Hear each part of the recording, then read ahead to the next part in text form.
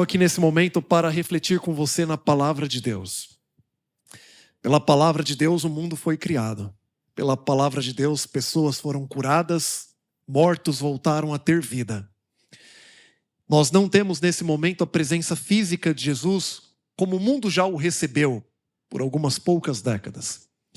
Mas nós temos ainda a sua palavra. E pela palavra de Deus, milagres continuam acontecendo. E o nosso desejo hoje é que, de alguma forma muito especial, ao entrarmos em contato com a palavra dele, outros milagres aconteçam, se necessário, dentro do nosso coração, dentro da nossa mente, em nossa vida. Nós vamos refletir nessa manhã na jornada de um patriarca, de um grande personagem da Bíblia. Um personagem da Bíblia que participou da galeria dos heróis da fé, está lá dentro. Ele foi, na verdade, reconhecido como pai da fé, e aí você já sabe quem é.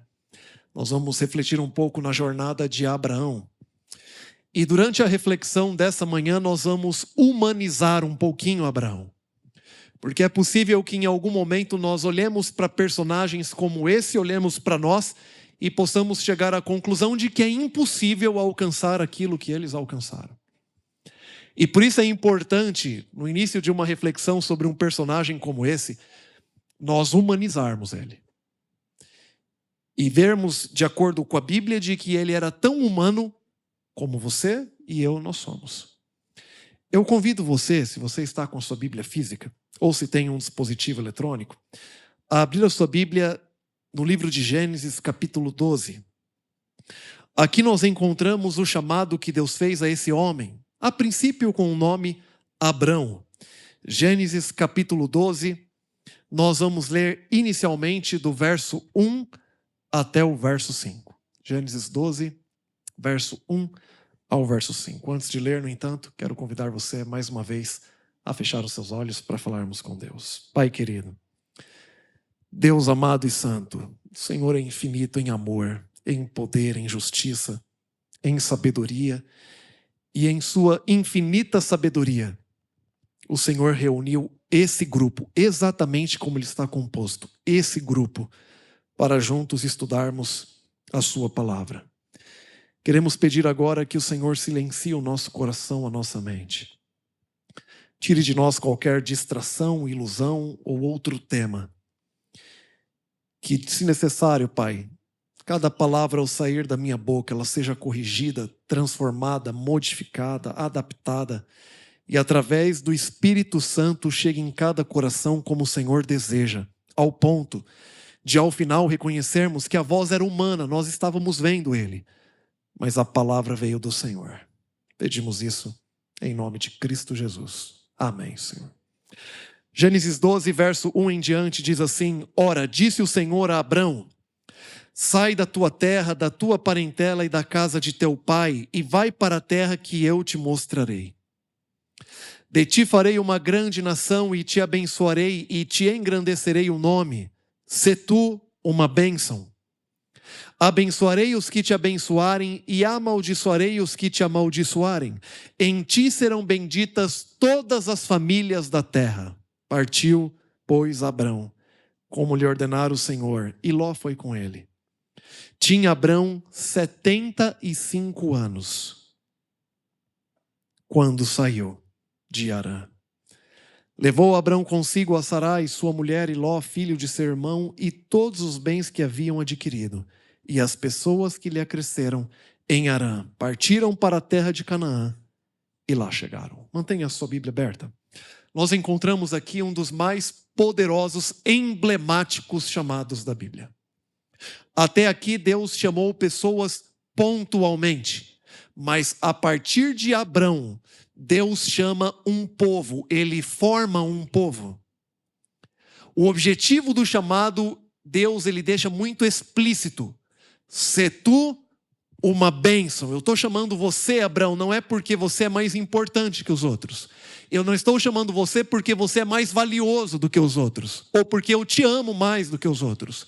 Eu estou chamando você para servir aos outros, para abençoar aos outros. No entanto, nós percebemos aqui, no início desse chamado, que Deus tira Abrão do conforto.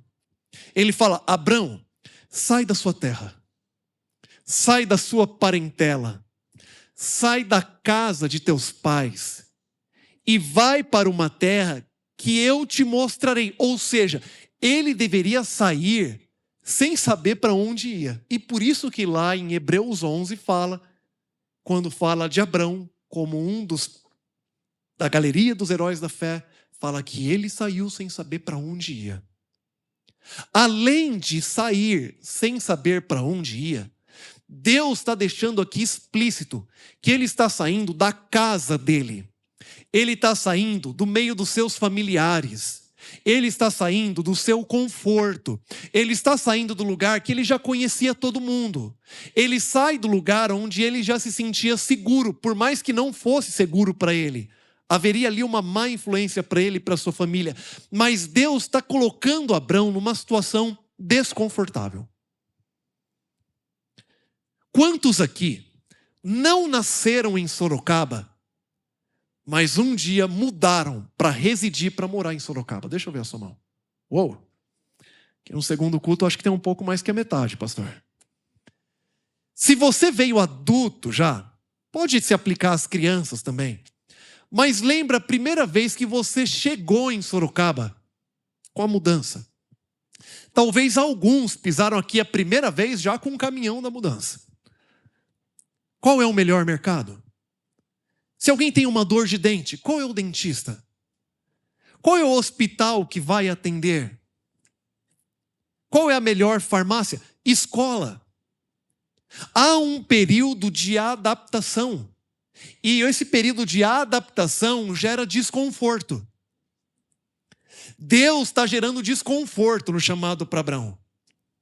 E para um Abrão que era humano e de carne, como eu e você, nós somos, tinha sentimentos, tinha medos, tinha ansiedade, tinha o receio. Deus faz algumas promessas, eu vou destacar duas nesse chamado, que são importantíssimas para a gente entender essa reflexão. Primeira promessa que Deus faz a Abrão, está no verso 2. De ti farei uma grande nação. Através de você, Abrão, eu vou fazer uma grande nação e te abençoarei e te engrandecerei o nome. O que ele está prometendo no chamado? Que ele daria a Abrão filhos, descendência. Através dele faria uma grande nação e por meio dos filhos ele teria um nome engrandecido. Primeira promessa, descendência. Segunda promessa, verso 3. Abençoarei os que te abençoarem e amaldiçoarei os que te amaldiçoarem. O que você acha que Deus está falando para Abrão nesse momento? Alguém já ouviu em tempo de escola, quando era menino, menina? Pode até ter ouvido adulto também, mas na escola acho que é mais normal. Alguém falando assim: ei, se mexer com ele, está mexendo comigo. É mais ou menos isso que Abrão está ouvindo de Deus aqui nesse momento. Deus está falando: Abrão, se alguém mexer com você, está mexendo comigo. Se alguém te abençoar, eu vou abençoar essa pessoa. Mas se alguém te amaldiçoar, eu vou fazer o quê? Eu vou amaldiçoar essa pessoa. Ele resumidamente está prometendo proteção. Está falando: Abrão, eu vou proteger você. Você não precisa nem saber ainda qual é o lugar que você vai. Você precisa saber que eu vou proteger você. Eu vou cuidar de você. Duas promessas. Primeira é o quê? Descendência, filhos. Segunda promessa, proteção. Está com a Bíblia aberta? Segue comigo no verso 10. Gênesis 12, verso 10. Mesmo capítulo do chamado. Havia fome naquela terra. Desceu, pois, Abrão ao Egito para aí ficar, porquanto era grande a fome na terra. Quando se aproximava do Egito, quase ao entrar, disse a Sarai, sua mulher: ora, bem sei que és mulher de formosa aparência. Os egípcios, quando te virem, vão dizer: é mulher dele, e me matarão, deixando-te com vida. Dize, pois, que és minha irmã, para que me considerem por amor de ti, e por tua causa me conservem a vida. Mantenha a Bíblia aberta aí. Abraão está descendo para o Egito. Havia fome. E ele está indo junto com a esposa. No meio do caminho, ele lembra que ele tinha uma esposa bela, formosa, linda. Quantos casados aqui têm uma esposa linda, bela? Levantou a mão rapidinho, né? Você que está do lado dela aí. É isso mesmo. Esse é um dos apelos que os maridos respondem mais rápido quando eu faço, principalmente quando a esposa está junto. Ele está no caminho e ele lembra que Sarai era linda, formosa, bela. E Abrão sente o quê? Ele sente o quê? Ele sente medo. Ele sente medo. E ele então fala para sua esposa dizer que ela era irmã dele, para que poupassem a vida dele. Ele tinha medo de que o matassem para ficarem com a sua esposa. Nesse momento, Sarai, ela ouve esse conselho e ela põe em prática. E Sarai vai parar lá no palácio de Faraó. E Abrão só tem a sua mulher de volta, porque Deus intervém. Eu pergunto para você, Deus prometeu proteção? Sim ou não? Ele acreditou? Ele confiou? Aqui ele poderia ser chamado de o pai da fé? Bem longe disso. Pai da descrença, da incredulidade, entregou a esposa. Pai da fé não. Pai da desconfiança, do medo, da incredulidade. A história continua. No capítulo 13, verso 2, você pode ir acompanhando comigo, a gente vai passear pelos versos bíblicos. Capítulo 13, verso 2, diz que Abrão era muito rico. Ele possuía gado, prata e ouro. Ele tinha muitos animais, prata e ouro. Essa informação a gente vai utilizar no final. No mesmo capítulo 13, verso 16, olha o que diz. Deus falando a Abrão: farei a tua descendência como pó da terra. De maneira que se alguém puder contar o pó da terra, então se contará também a sua descendência. Ele fala no chamado que ele seria pai de uma enorme nação. Passa algum tempo, ele fala para Abrão que a sua descendência vai ser como o pó da terra. Eu tenho um filho muito curioso, Pedro, tem 12 anos. Acho que toda criança é meio cientista, né? O Pedro tem uns traços assim, umas perguntas. Na praia, um dia ele perguntando: pai, quantos grãos será que existe de areia? Falei: filha, essa é uma pergunta difícil de saber, né? Porque além da areia que a gente está vendo, tem também areia debaixo da água aqui, né? Deus está falando assim para Abrão: Abrão, é incontável. A sua descendência vai ser incontável. Passa mais um tempinho, e no capítulo 15, Deus aparece de novo a Abrão. E no capítulo 15, verso 5, fala: então o conduziu até fora e disse: olha para os céus e conta as estrelas, se é que podes. E lhes disse: será assim a sua posteridade. Deus leva Abrão uma noite estrelada. Não é o céu igual aqui que nós vemos, irmãos. Imagina um céu muito mais estrelado. Se no nosso, uma noite estrelada, a gente já não consegue, imagina, ele fala: assim vai ser a sua descendência, Abrão. Só que passa um ano e nada. 5 anos, nada. 10 anos, nada. A promessa não se cumpria.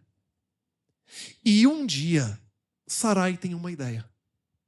Capítulo 16 diz assim, verso 1. Ora, Sarai, mulher de Abrão, não lhe dava filhos. Tendo, porém, uma serva egípcia por nome Agar, disse Sarai a Abrão: eis que o Senhor me tem impedido de dar à luz a filhos. Toma, pois, a minha serva, e assim me edificarei com filhos por meio dela. E Abrão anuiu, ouviu como um bom conselho, ele anuiu o conselho de Sarai. Então Sarai, mulher de Abrão, tomou Agar egípcia, sua serva, deu-a por mulher a Abrão, seu marido, depois de ele ter habitado por 10 anos na terra de Canaã. Ele a possuiu e ela concebeu. Vendo ela que havia concebido, foi a sua senhora por ela desprezada. Irmãos, perceba o que está acontecendo. Primeiro ponto: Deus nunca aceitou a poligamia. Deus tolerou em alguns momentos específicos, mas nunca a aceitou e foi o plano dele. Sarai, e não devemos colocar aqui um peso de acusação sobre Sarai, ela sofria uma pressão certamente psicológica, emocional. Ela achava que ela era o problema. Deus havia prometido que Abrão seria pai de uma grande nação e ela não conseguia dar filhos. Ela entendia assim, que ela era o problema. E um dia ela dá uma sugestão a Abrão, fala: Abrão, eu não consigo. Toma minha serva. E o que ela está dizendo é: tenha um relacionamento extraconjugal com ela. Tenha um adultério com ela. Toma minha serva. E tenha um filho. Esse momento era para Abrão dizer para Sarai: Sarai, você está ficando maluca. Acorda, mulher. Eu não vou fazer isso. Deus prometeu, vamos confiar nele, vamos ser fiéis. Eu não vou fazer essa loucura. Eu vou ficar contigo e nós vamos confiar em Deus. Foi isso que Abrão fez. Eu quase escuto Abrão falando assim: Sarai, não é que é verdade? Que boa ideia. E ele tomou a serva e teve um filho com ela. Deus prometeu descendências para Abrão? Ele confiou aqui? Poderia ser chamado de o pai da fé aqui nesse momento? Não poderia. De forma alguma. Pai da incredulidade, da descrença. Através desse erro surgem duas nações que têm conflito até hoje. Por isso que a gente chega no capítulo 17. Verso 1, um dos textos centrais dessa mensagem. Capítulo 17, verso 1. Quando atingiu Abrão a idade de 99 anos, apareceu-lhe o Senhor e disse-lhe: Eu sou o Deus Todo-Poderoso. Anda na minha presença e ser perfeito. Queridos irmãos, perceba o que está acontecendo aqui. Diferente de outros personagens bíblicos, como Enoque, que a Bíblia diz que andou com Deus, e já não era, porque Deus tomou. De Noé, de Jó. Nesse momento, nós estamos vendo Deus puxando a orelha de Abrão, falando: Abrão, eu sou o Deus Todo-Poderoso. Deus Todo-Poderoso foi traduzido da palavra El Shaddai. É o título para o Deus que pode suprir qualquer necessidade. Ele está dizendo: eu sou o Deus que posso suprir qualquer necessidade. Você anda na minha presença e ser perfeito. Com quantos anos Abrão foi chamado? 75. Quantos anos ele tem aqui? 99. Eu posso afirmar biblicamente no estudo de Gênesis 12 até Gênesis 17, que durante 24 anos, desde que foi chamado, Abrão não andava na presença de Deus como Deus queria. O pai da fé. Há quanto tempo você foi chamado? Há quanto tempo você aceitou o chamado para ir atrás de Cristo? Abrão oscilava. Tinha um pouco de fé para aceitar, mas desconfiava da proteção, continuava em frente, mas desacreditava da promessa da descendência. Ele ia oscilando.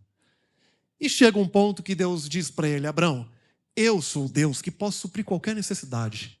Você, Abrão, anda na minha presença, se concentra nisso, anda na minha presença e ser perfeito. E eu preciso explicar o que é esse ser perfeito, para que não haja confusão de alguém pensar que é não possuir mais uma natureza pecaminosa. Não é isso. Infelizmente, a gente vai possuir essa natureza até a glorificação, a gente vai ter que lutar contra ela num processo de santificação. O que ele está dizendo aqui para Abrão?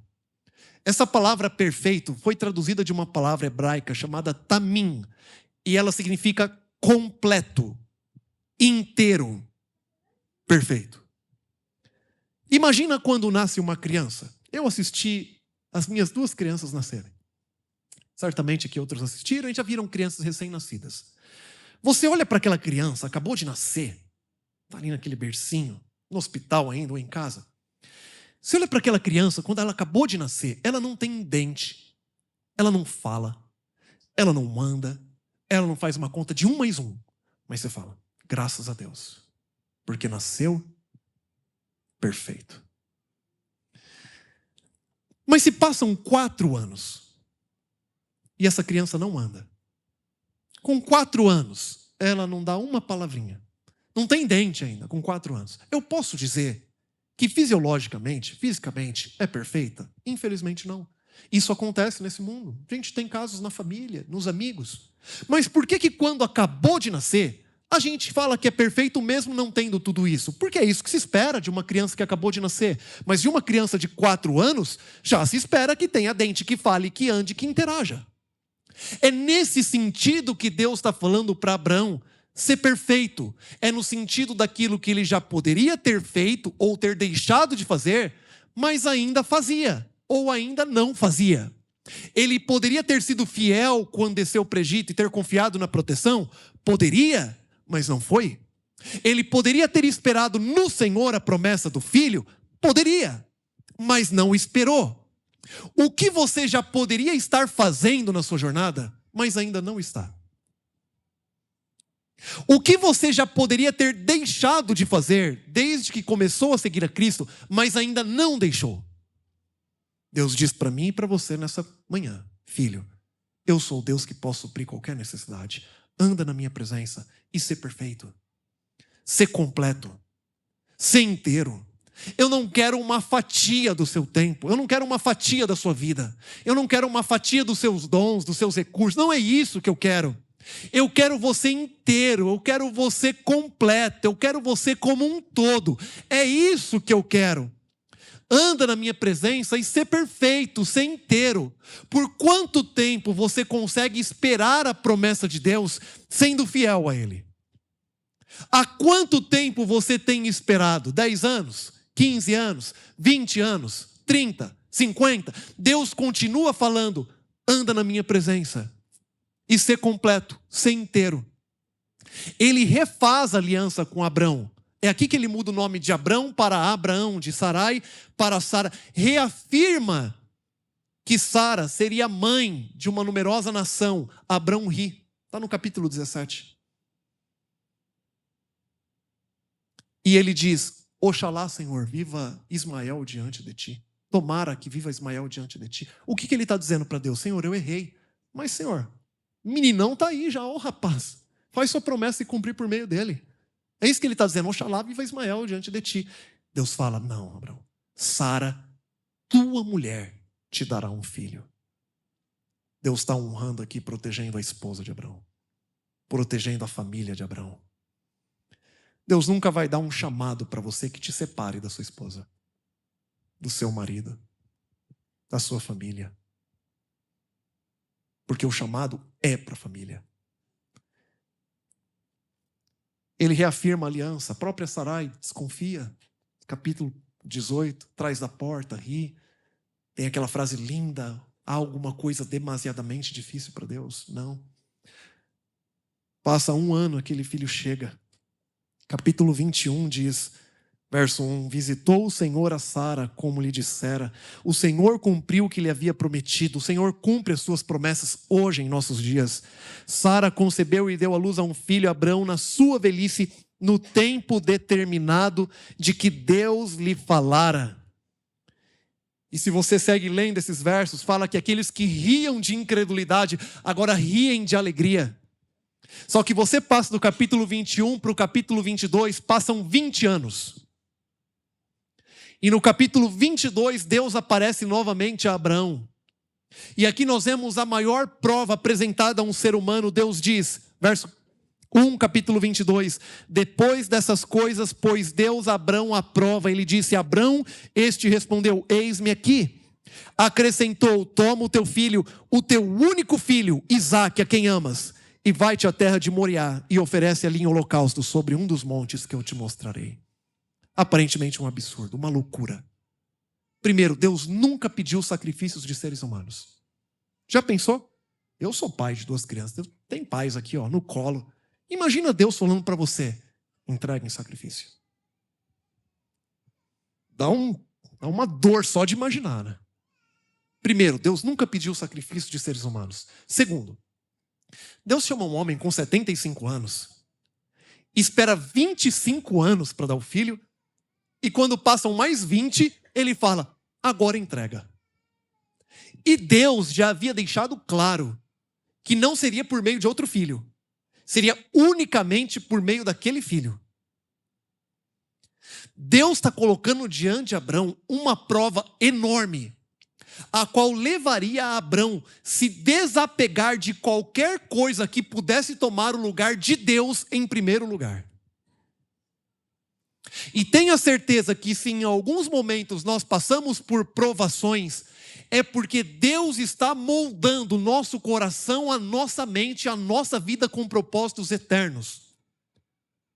Se Ele é amor e tem todo o poder, e ao mesmo tempo há ainda sofrimento nesse mundo, não é por descaso de Deus. É porque Deus sabe que em alguns momentos a única forma de nós termos o coração aberto e a sensibilidade para ouvi-lo e sermos transformados por Ele é em meio ao sofrimento, infelizmente. Dentro dessa dinâmica do grande conflito, se nós sofrêssemos um pouco mais, a gente não aguentaria, porque a gente já sofre muito. Mas a realidade também é que se a gente sofresse menos, talvez a gente nem lembrasse de Deus. Não buscássemos a Ele. Considere a possibilidade da dor, da prova, da luta que você está passando ser a forma como Deus está usando de moldar o seu coração, a sua mente, a sua vida com propósitos eternos. Abrão havia falhado na primeira, na segunda ele não iria falhar nessa. Era um outro homem. Ao refletir sobre a história de Abraão, nós vemos um processo de amadurecimento da fé que todos nós precisamos ter. A fé de Abraão, ela foi amadurecida ao longo da vida. Ele não foi o pai da fé desde o princípio. Ela foi sendo amadurecida. Abraão vai até a tenda, diz o livro Patriarcas e Profetas. Ele pensa em acordar Sara para se despedir de Isaac. Mas você acha que ele acordou Sara? Ele não acordou. Porque ele entendeu que pelo grande amor de mãe, se Sara soubesse, ela não ia deixar. Chama Isaac. Isaac estava acostumado a oferecer sacrifícios com seu pai. Ele acorda. Ele vai. No meio do caminho, ele faz uma pergunta que eu imagino entrou queimando no coração de Abraão. Falou, pai, a gente tem cutelo, fogo, a lenha. Cadê o cordeiro, pai? Deus proverá, filho. Deus proverá. Chegam no alto do monte Moriá. E Abraão revela para Isaac que ele era o cordeiro. No livro Patriarcas e Profetas fala que naturalmente ele se espanta a princípio ao receber a notícia, mas que ele entendeu que se aquele era o desejo do Deus do seu pai, seria um privilégio para ele e ele ajuda as mãos trêmulas do seu pai a amarrá-lo em cima do altar. Eu fico pensando que filho é esse Isaac? Isaac tinha 20 anos. Isaac, ele era rápido. Isaac poderia sair correndo se ele quisesse. Isaac era forte, ele poderia empurrar o seu pai. Se ele quisesse, ele conseguia amarrar o seu pai em cima do altar. Isaac aqui, ele tipifica Cristo, é uma figura de Cristo. Ele ajuda o seu pai a amarrá-lo em cima do altar. Eu fico pensando, que jovem é esse Isaac de 20 anos? Que entenderam que fazer a vontade do Pai é mais importante do que a sua vida nessa terra. Será que temos jovens como esse aqui? Naturalmente também, no processo de desenvolvimento da fé de Abraão, Isaac, ele passou a ver Deus na vida do seu pai. Porque a afirmação é de que se essa era a vontade do Deus do seu pai, ele iria. Que filho é esse Isaac, irmãos? 20 anos. Ele é amarrado, Abrão levanta o cutelo. Não era uma encenação, ele ia abaixar o cutelo. Abraão, ele estava aprendendo que ele não era dependente de recursos humanos, materiais ou físicos. Ele era dependente unicamente do Senhor, que, se necessário, poderia trazer o seu filho de volta à vida. Ele ia abaixar o cutelo. Mas Deus interrompe. O verso 11 diz assim, capítulo 22, verso 11. Mas do céu lhe bradou o anjo do Senhor. Abrão, Abrão, ele respondeu, eis-me aqui. Então lhe disse, não estenda a mão sobre o rapaz, e nada lhes faças, pois agora sei que temes a Deus, porquanto não me negaste o filho, o teu único filho. Deus tinha perdido aquilo de mais valioso que ele tinha. E nesse momento, Abraão ele tinha desenvolvido a fé de tal ponto que ele estava disposto, a, se necessário, dar aquilo de mais valioso que ele tinha. Mas o verso seguinte nos diz assim: tendo Abraão erguido os olhos, viu atrás de si um carneiro preso pelos chifres, entre os arbustos. Tomou Abraão o carneiro e ofereceu em holocausto em lugar do seu filho. E pôs Abraão por nome aquele lugar: o Senhor proverá. Daí dizer-se até o dia de hoje: no monte do Senhor proverá. Depois que Deus interrompe, ele olha para trás e ele vê um carneiro preso nos arbustos. E ele pega aquele carneiro, ele tira o seu filho do altar, ele pega aquele carneiro e, como um substituto, coloca no lugar do seu filho. Nós vemos o segundo tipo, a segunda figura de Cristo nessa história. E eu faço uma pergunta para você. Abraão era rico? Era muito rico. E boa parte da sua riqueza consistia no quê? Animais. Será que Abraão tinha animais para oferecer sacrifícios? Ele tinha muito. Ele tinha muito. Mas quando precisou de um animal para substituir a vida do seu filho, de onde veio? Foi o Senhor quem proveu. Então lembre-se de algo: você pode ter o que você quiser ter nessa vida. Você pode ter dinheiro, você pode ter popularidade, você pode ter status, você pode ter conhecimento, diploma, patrimônio, você pode ter o que você quiser. Mas quando o assunto é salvação, é Deus quem provê. E Ele provê de graça a você. Provê de graça a sua família. Abraão colocou o nome naquele lugar de o Senhor proverá. Mas ele viu o Senhor provendo quando ele conseguiu ser fiel completamente ao Senhor. Eu quero terminar essa reflexão contando um rápido testemunho pessoal. Quando eu e a Priscila nos conhecemos no colégio, eu fazia teologia. Namoramos, casamos, eu estava no final do 3º ano de teologia. Nós conversávamos sobre a vida de casado, quando surgissem filhos. E ali nós tínhamos algo em comum e combinamos algo em comum. Que quando nascesse o nosso primeiro filho, nós nos esforçaríamos, havendo condições, para que a Priscila naquele tempo não trabalhasse, mas pudesse estar o mais perto possível das crianças. Começamos o nosso ministério, que Deus nos confiou, fizemos o nosso pacto com Deus. Passamos a devolver para Deus um segundo dízimo, depois aumentamos um pouco isso. E chegou um momento em que ela engravidou. Pedro nasceu, ela trabalhou 2 anos, deixou o trabalho. E a gente começou a viver de maneira bem mais apertadinha. Quero lembrar você que na igreja adventista não existem pastores que enriquecem no ministério. Não existem. Se você conhecer um pastor adventista rico, ou é porque ele veio de uma família rica, ou porque casou com uma esposa rica. Eu perdi as 2 chances. Mas ganhei a minha maior riqueza, que é a minha família. Coisa mais linda. E a gente começou a viver apertadinha. Sem fazer as viagens. Porque a gente estava querendo investir nisso. Que a mãe estivesse ali bem próxima. Levamos os médicos. E no comecinho minha mãe falou assim: Henrique, tem um médico. Minha mãe trabalhou 8 anos no Hospital Albert Einstein. Um dos melhores hospitais do nosso país. E ela trabalhava ali na área de UTI neonatal, berçário, maternidade. Ela falou assim: tem um médico, Dr. Celso. E ele falou que pode atender você, vai fazer um preço especial. Ele já atende a sua irmã. Dr. Celso, ele é líder lá no Hospital Albert Einstein, responsável por uma área. Tem um consultório no Morumbi e orienta alunos de mestrado e doutorado na USP. Esse é o Dr. Celso. Os melhores pediatras do Brasil. Falei assim: mãe, precisa, porque a gente já tem convênio, tem os médicos, tem... Não precisa. Sabe quando mãe insiste? Se encontrava, ia visitar a mãe, ela falava. Tinha reunião familiar, ela falava. Tinha um encontro por telefone, ela falava. Até que chegou um dia, eu falei assim: eu vou levar uma vez, porque eu vou falar: mãe, levei. E vou seguir normalmente. Marcamos a consulta. Fomos lá no bairro do Morumbi, consultório. Imagina assim, gente rica no consultório. Parecem vocês aqui. Amém? E a gente rica ali assim, né? E eu, a Priscila ali no cantinho.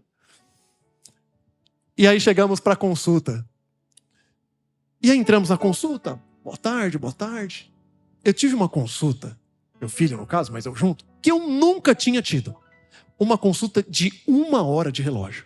1 hora, assim, de ponteiro. Tinha um relógio lá, deu uma volta. Ele examinou o Pedro do pé até a cabeça e explicando tudo como um professor, que de fato é. Eu nunca tinha tido nisso. Eu cresci na região, perto do Capão Redondo, lá, zona sul de São Paulo, lá do Iaê.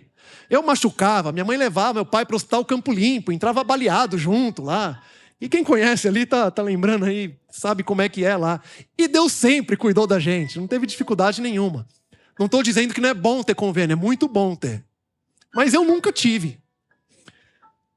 Tivemos a consulta de 1 hora. Terminou a consulta, fui lá acertar com a secretária. Minha mãe falou que tinha um preço especial, né? Não falei isso para a secretária, naturalmente. Falei assim, ó, queria acertar. Ela falou, tá bom, tá. Viu lá? Ano de 2014. Ela pegou e falou, ó, ficou R$300. R$300 era o preço especial em 2014. Em 2014, já tem mais de 10 anos, eu acho que a consulta era R$700, R$800. Falei, tá bom. Paguei. Saímos na porta, batemos a porta do consultório antes de pegar o elevador. Falei, meu amor, especial a consulta, né? Mas não tá pra gente. Tem como. Primeiro ano é todo mês. Todo mês a gente não tinha condições. E voltamos para os médicos, que sempre atenderam a gente muito bem. Mas convênio, né? Mais rapidinho, 10 minutos, 15 minutos. E um dia o Pedro teve uma situaçãozinha que a gente levou no médico do convênio, não resolveu. Levamos no segundo, não resolveu. Imagina, coração de pai, de mãe, primeiro filho, apertando, inexperientes. Falamos assim, vamos levar no Dr. Celso. A gente faz um esforço, leva ele, ele vai falar o que é, a gente volta a tratar com os outros, a passar com os outros. Marquei, terça-feira. No domingo fui pregar na igreja da Alvorada, em frente ao campus São Paulo, do NASP. Terminei a mensagem, vem 2 jovens universitárias. Pastor, a gente queria achar você. Pastor, você não acredita. A gente está reformando a casa de uma senhora aqui atrás no bairro. Pastor, não tem condições daquela senhora morar nessa casa, pastor. Pastor, e a gente juntou um grupo de jovens e a gente está reformando a casa dela. Olha, eu tô com uma listinha aqui, ela mostrou um pedacinho de papel pequeno. Falou assim, a gente precisa de telha, de tijolo, de areia, de cimento. O senhor podia ajudar? Irmãos, humanamente eu não podia. Mas existem momentos na nossa vida em que, fração de segundos, a gente ouve o Espírito Santo falando tão forte no coração e eu só ouvia, ajuda, ajuda, ajuda. E eu peguei alguma coisa, eu não lembro o que era, se era areia, cimento, tijolo. Eu sei que foi um valor ali, semelhante ao da consulta, acho que um pouco mais. Uma experiência espiritual ainda, sem saber ao certo o que estava acontecendo. Na terça-feira, fomos para a consulta que estava agendada. Chegamos na consulta, aguardamos ali, entramos no consultório. Boa tarde, boa tarde. Primeira pergunta que o doutor fez. Por que vocês não voltaram? Falei, pronto, agora é o momento de eu apresentar o meu atestado de pobreza. Eu vou apresentar para ele. Assim, olha, doutor, nós ficamos encantados com a consulta. Foi uma consulta que a gente nunca teve. Nunca. A gente ficou encantado. Mas a gente não teria condições de vir todo mês. Tem os médicos do convênio e por isso a gente não voltou mais. A gente não teria condições. Ele falou assim, Henrique, você é pastor, não é? Eu falei, sim, sou pastor. Ele falou, então hoje a gente vai fazer um acordo. A partir de hoje você ora por mim. E a partir de hoje eu cuido do seu filho sem cobrar nada. Todo mês, levando lá. Todo mês. Chegou no segundo ano, as consultas passam, né, a cada 3, 4 meses. A gente falou, acho que agora é justo a gente tentar fazer um esforço, visto que é a cada 3, 4 meses, e pagar a consulta. No preço especial, né, irmãos? Não no outro. No outro a gente não conseguiria. E na próxima consulta eu falei assim, doutor Celso, quando a consulta era todo mês, a gente não tinha condições. Ele me interrompeu, ele falou assim, eu já sei onde você vai chegar. Nosso acordo não vai mudar em nada. Fui no segundo ano. Pedro começou a falar ali de 1 ano e meio para 2, eu acho. Ele começou a fazer oração nos finais da consulta, o Pedro. No terceiro ano, a Priscila engravida da Giovana. E a gente vai indo nas consultas, né? A barriga vai crescendo. Tem uma hora que não tem como esconder, né? Aquele barrigão. Na última consulta do Pedro, antes da Giovana nascer, o doutor falou assim, olha, quando nascer, traz aqui para eu ver. E eu falei, como é que vai ser se traz aqui para eu ver, né? Vai ser naquele esquema, como é que vai funcionar isso aí, né? E aí nós levamos. Constrangido já, falei assim, doutor, a gente quer ver como que a gente vai fazer, porque o senhor já atende o Pedro.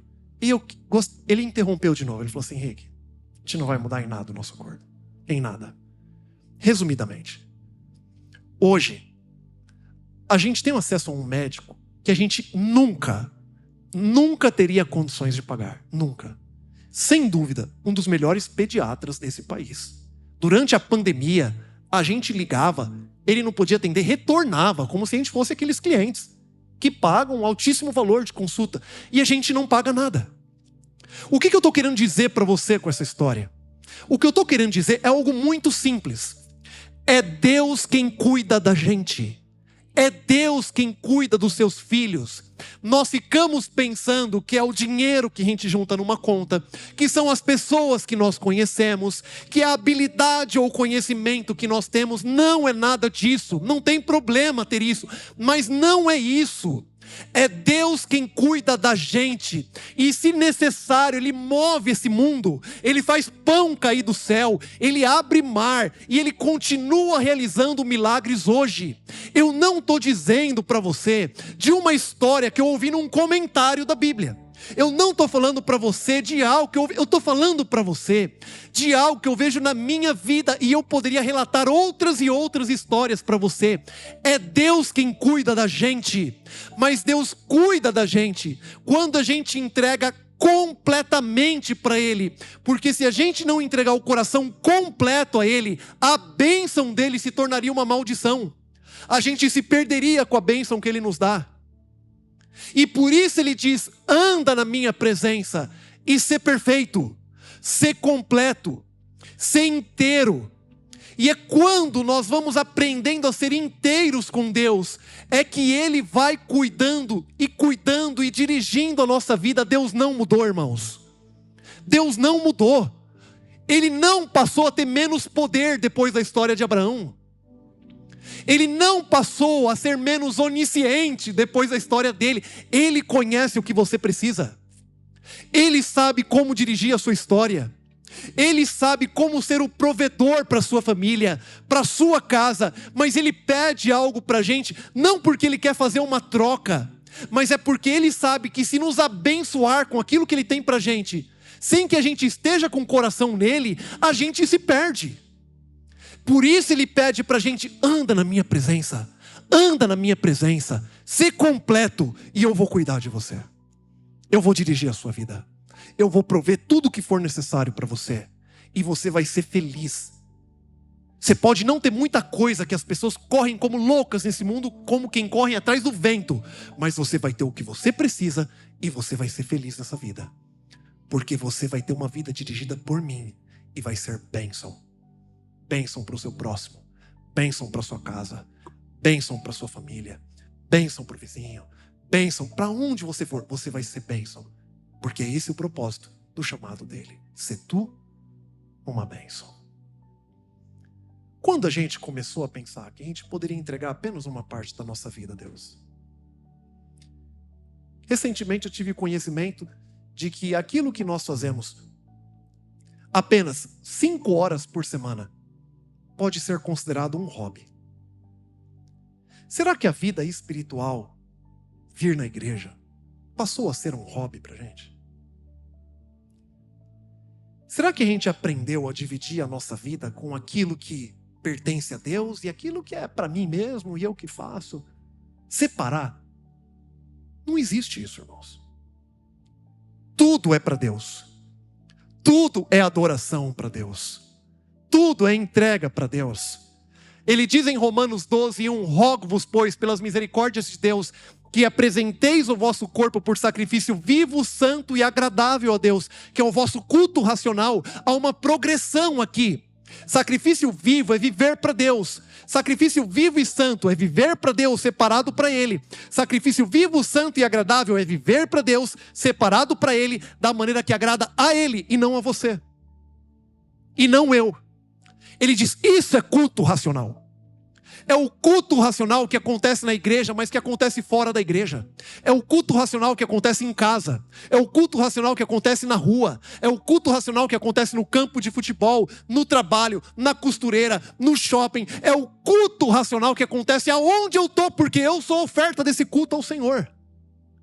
Mas essa é uma entrega completa. É uma entrega inteira. Só existe esse culto onde a entrega é completa. De alguma maneira, Deus falou algo para você nessa manhã. Ele falou algo para o seu coração nessa manhã.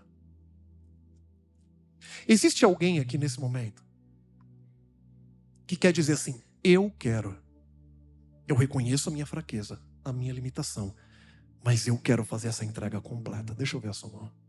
Louvado seja o Senhor. Louvado seja o Senhor. Eu quero orar por você nessa manhã. Se você permanecer nessa entrega, pode ter certeza, Deus move o mundo para prover o que você precisa. Se Ele saiu do céu até a terra para entregar a vida dele, provendo para você salvação, o que Ele não proveria para você? Confia.